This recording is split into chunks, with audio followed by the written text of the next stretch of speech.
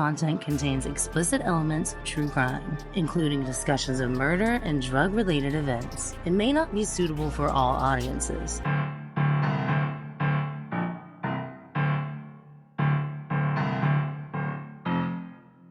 Keeping the house. Now, the house at 1122 King Road that you see right there on your screen is a reminder of the slayings, which had been boarded up, fenced in, and guarded 24 hours a day. Raising of the home began shortly after 7 a.m. this morning with an excavator ripping down pieces of the house and loading debris into a truck so that it could be hauled away. Some critics of that decision, including several family members of the victims, wanted the house to remain standing.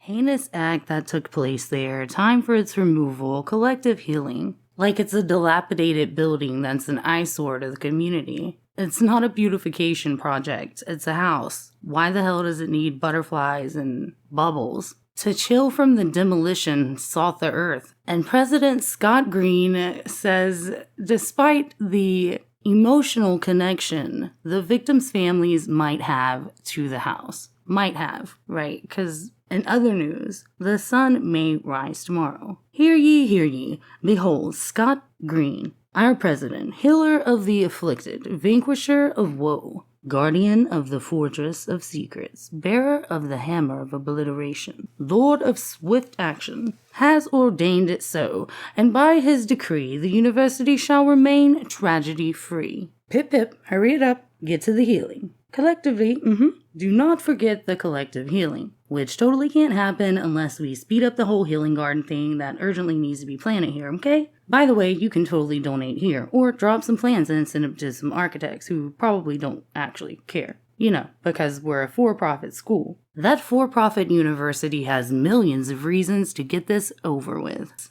Unhand me, I require no assistance. I shall take my leave on my own terms, bitches. That was my otherwise historical way to say, damn cops, y'all know I'm just playing? Otherwise known as mic drop? Yeah, I guess that could work. Late again. Oh well. It is the grim reminder of the heinous acts that took place there. President Scott Green. What a sensitive quote. Talk about reining the new year in with that fear.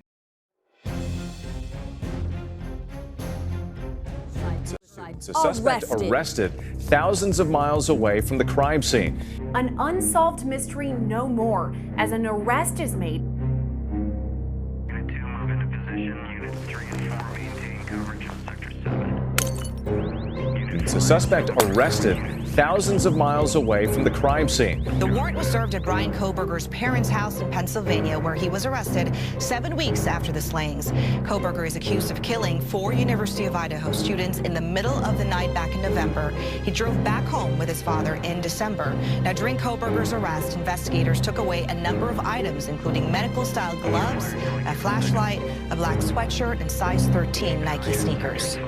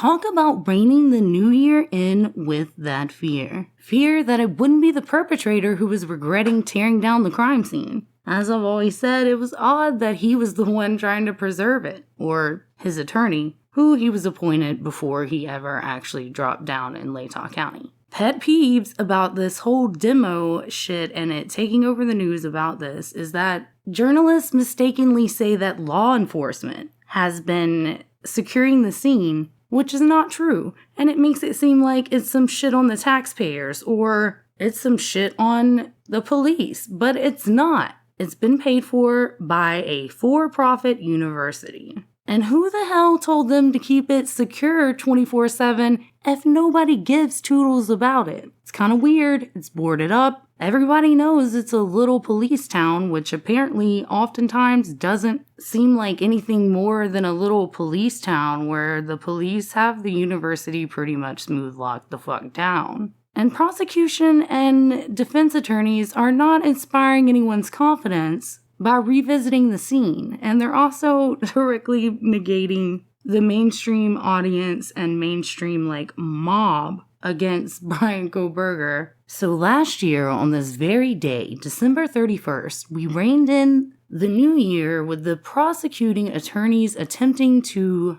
send the disaster recovery crew out to the King Road residence, and the defense attorneys for the defendant were the ones motioning for the preservation. Now, the crime scene is preserved for a while. A specific note was actually issued by the court to prove my point, and I've put it in a million episodes. But there is still a misconception that police paid for the security, which is not true. Super annoying. I feel like it's not just shitty journalism. It's I don't know, is it freaking dramatic to be that's bringing in fear for the new year?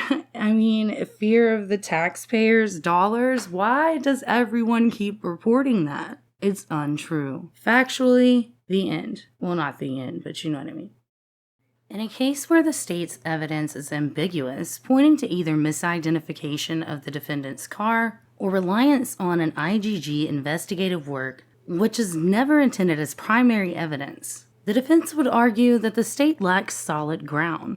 The use of touch DNA requires additional corroborative evidence to establish a firm connection to the defendant. In this case, it's been pointed out, among other things, that the prosecution has remained unclear about which of these stigmatized versions of evidence it used as a lead to the suspect. But Neeks, they had the FBI later change it right after the arrest. The arrest that without that or any other connection to a lead versus what the prosecution calls over and over again a tip. And I saw in the main forums, they were making fun of people for calling it a tip, which I thought was funny because it totally came from prosecution. And it's probably why we've heard it so much because, if I was on the defense team, I would be right there with them writing before I tipped them. Dumbasses. I mean, yeah, so it's so much more fun to be over here with you guys going dumbass instead of, yes, Your Honor, may I approach? Upon discovering the prosecution withheld evidence, boom, we have something in the criminal world considered highly valuable by the defense team, akin to manna from heaven, as Cochran once remarked in the OJ case. The car, the house, any evidence found would be moot if it weren't for an investigative lead, otherwise known as probable cause. Now, prosecution in this case has decided to not include the IGG information in its probable cause, and therefore, it didn't intend to bring it into the trial at all. It intended to hide this evidence that many courts have considered Brady material, therefore, in many cases, justifying mistrials and prosecutorial misconduct whenever it's not disclosed or not transparent. In other dramatic cases, it's pointed to over hundreds of matches in partial and ambiguous matches, such as the Kohberger sample, and other times when investigators did not want to disclose this and prosecution has kept it from the trial until further Supreme Court intervention. It was found that some DNA samples had even been mixed up, and the crime lab had actually received the wrong defendant's DNA. and therefore they had an innocent suspect. This whole IgG shit should be scary. 20 years ago, DNA experts were looking all tinfoil hatty, telling you guys, look, we're gonna have a database that no one asked for, and we're not gonna have any interim issues on the books for this one, and the cops and investigators are going to misuse our DNA information, which leads to the disclosure of our health information, our familial information, and other things that we have considered private our entire lives. You guys, the Kohberger case is big, and it's going to be a first for not only Idaho, but for America. Bringing in 2024 with fear, for me, is that people are afraid to give them benefit of doubt. They're afraid to let go of any first impressions or confirmation bias that they may have. I'm forced to do this all the time, hopefully sooner than later, because I don't like to backtrack too much. But everybody's bound to get on a tangent or forget to be humble. Speaking of which, last time that I mentioned the partial and ambiguous quote, I misquoted her and I wrote partial and incomplete? Or ambiguous and incomplete. So I wrote incomplete instead of partial. So that was a technical error on my part, speaking of admitting when you're wrong. So the mainstream narrative is that we're going to be so blown away by all of this evidence that we don't know about yet, pertaining to the idea that there's going to be so much more that's not improbable cause, which is a big no-no. So basically, the entirety of the conviction needs to be based on the information placed in the probable cause. This is where a lot of people start getting it twisted with the whole apple poisonous tree bit, because guess what the DA did? Well, he took it upon himself to split the evidence tree. So he split IgG from the STR sample, and he's convinced the entire world that because these two samples are different types of DNA comparisons, that they belong on two separate evidence trees. But ladies and gentlemen, that's not how leads to defendants and evidence works. And certainly the IgG is important because essentially if the STR is important for the arrest, you can't get there without hitting that SNP branch first, which is to say that they used investigative genealogy in order to confirm, allegedly with an STR CODIS analysis, that the trash can DNA that they retrieved from a Pennsylvania home was indeed related to Bryan himself. However, in the Barlow testimony, she points out that this is a common prosecution's fallacy pertaining to percentages being used to point the finger and say within a percentage, like 98.99999 whatever, said that he is the biological son of this trash can DNA specimen. And you simply can't get to that branch without the investigative genealogy work. So splitting the trees is just unprecedented. So I get why people think that it might not affect the poisonous tree and it might not affect the arrest, but it most definitely should, and can in any reasonable court argue that it did, is, should, could, and has always been that way.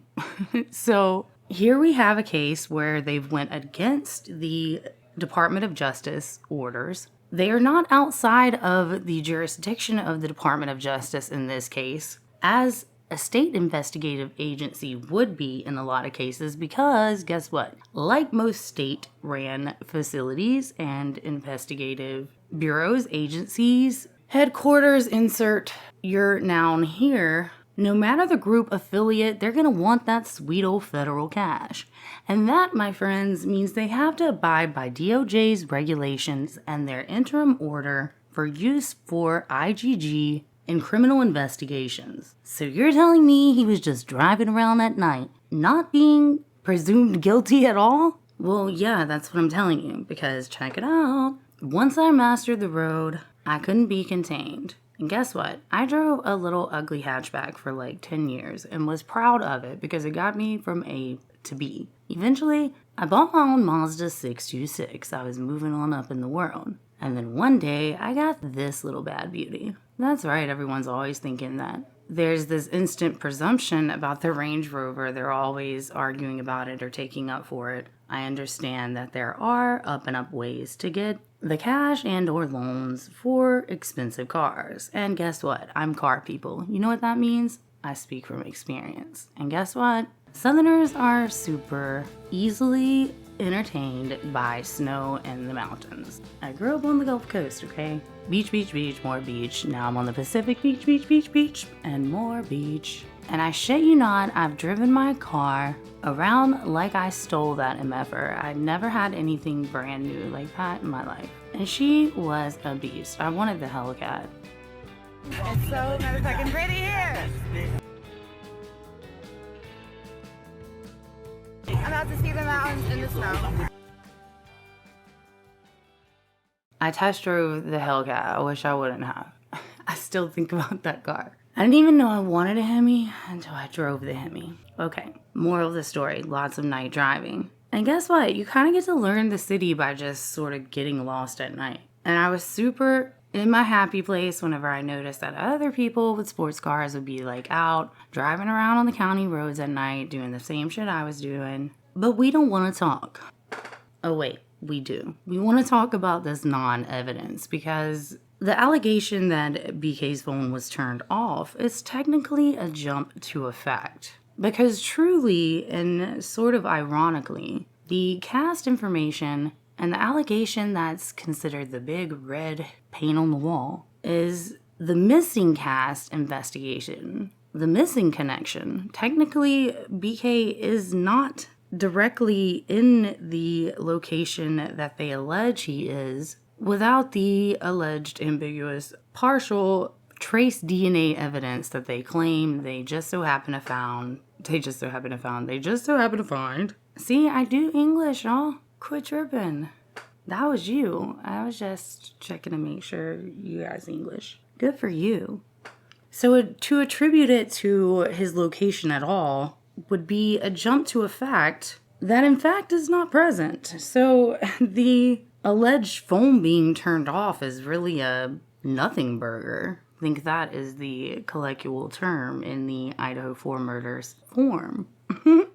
But guess what? If they can't back up the investigative work, then it's going to bust back all the way to that cast even being introduced by the experts, so-called, by the prosecution, attempting to convince the jury that their cast experts are indeed able to tell them exactly where someone was located when, in fact, they've proven that they cannot do so. But that cast could also lead back to an unlawful search. Subsequently, it would be tainted from the fruit of the poisonous tree. Again, the confusion arises from the DA's attempt to separate IgG from STR profile evidence. If SNP and STR evidence branches were pursued without proper warrants or consent, especially in gathering comparative data from the defendant's family home and any other place, this would be a violation of the Fourth Amendment, potentially rendering the evidence inadmissible. And boy, the MSM team has lost their minds about the Goncalves family posting and asking the university and the prosecution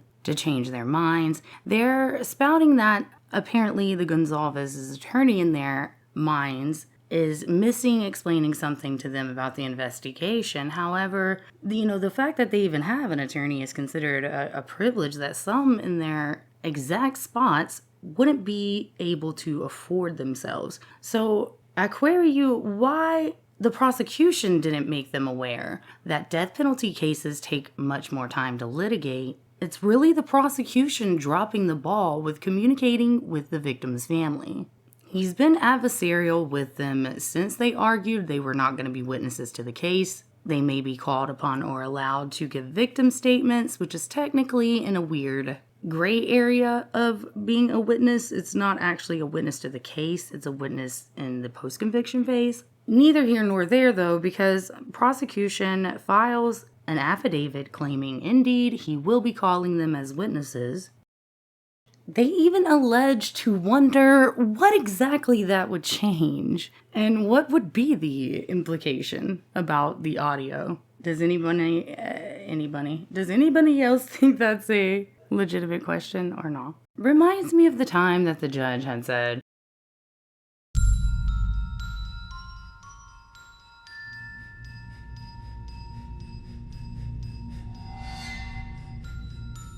mostly argued that this movement or surveillance from around the home wouldn't matter pertaining to the number 2, which would be BK's trail. Because the power of sound has no power if all of the items are gone from the house. The end. I'm not even going to argue with that because it just feels pedantic. But the house does still have value. Okay, so number 4, Xana's route. I mostly noticed everyone was like, well, you know, that's just for the families to know. That doesn't matter. How the hell does it not matter? To me, it's never really even been truly proven that that was sign of life. I mean, typically we would use the post-mortem bodies, but those weren't called in a significant enough time to be able to give as much forensic value as they would have. Although the phone, considering that you would have the victim's face and fingerprint, etc., unless they were the rare person that just doesn't use that, you would be able to get into their phone, you'd be able to order DoorDash and order yourself up a red herring. So, I don't know. To me, it's very odd to just dismiss the movements of Xana, but okay. Hills to die on. Number 5, secret passages, the tunnels. They were scared about the tunnels. I'm just kidding. I'm putting scared in their mouths technically for the theme of my video. Don't fucking judge me, bro. I'm doing it though. So guess what? I find tunnels scarier than ever now. You know why? Because Idaho's a fucking gem state. Because back in the day, the United States government was like, you guys can build secret underground bunkers. It's no big deal. Any poor folk can do it. They gave instructions. This was actually during the times that all of this university off-campus housing was built. Most of it originates from like the 40s onward, which is the perfect time to have all of these hidden underground hoo-ha. Dismissive is still about the tunnels. There are no tunnels. Yeah, there are. There are actually steam tunnels, as well as there's the trunk sewage. Trunk sewage is big enough to fit cars through. This is a dramatic example, but it is the larger portion of a sewer where the lateral lines drain into. It is the overflow. So it's that part that's just able to gush with freaking bajillions of gallons of water at one time. And I think that you can see several parts throughout the neighborhood, even on Google Maps, the same way that the feds map tunnels is through the pavement, the cracks in the pavement. You can actually tell a lot of the old systems are in place in the university through the fact that they haven't replaced a lot of those roads. And a lot of parts that they have fixed up, it looks like over time the line possibly shifted as far as like property and where those plat lines are. And you can see that plenty of the sewers in the area are actually located inside of people's yards. I actually have one of these outside of my window. Creepy. I'm watching for y'all mugs though, because I know everybody's like, oh, you guys with your freaking tinfoil hat. Okay, yeah, us and the Latah County Assessor's Office. It's right there in all of the easement information. And I'm just like, I don't know. I feel like the start or the end to the trunk sewage seems kind of significant. Like you start or you end with me. Like, you know, I control an area because it starts right here. And that would be on lot 6, which is actually shared with the King Road property, which happens to be located partially on lot 6, partially on lot 5. I was wondering if we might see anything hinky, as my cross the pond friends would say, during all of the hoopla over the demolition. But I also happened to notice that on Reddit, someone got super ill with someone for talking about the actual vents to the house. And check this out, a long time ago, whenever I was looking into the whole steam tunnel thing, I happened to notice in the historical records that they were researching pumping, heating, and cooling, such as what they were doing into the buildings, into a research house right there in the university.